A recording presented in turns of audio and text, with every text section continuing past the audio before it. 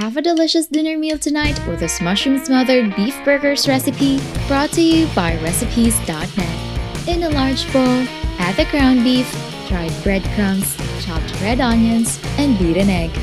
Season with salt and ground black pepper and fold until evenly incorporated. Then, shape the beef mixture firmly into 4 1/2-inch thick burgers.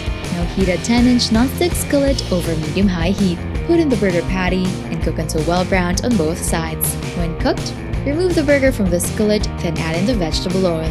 Reduce the heat to medium, then add the sliced mushrooms and cook it for 2 minutes or until tender. Stir occasionally. Add in the cream of mushroom soup, then the Worcestershire sauce and water, and stir to combine. Bring to a boil before returning the burger patties to the skillet. Reduce the heat to low, then cover and cook for 10 minutes or until the burger patties are cooked through. Serve with mashed potatoes, garnished with parsley.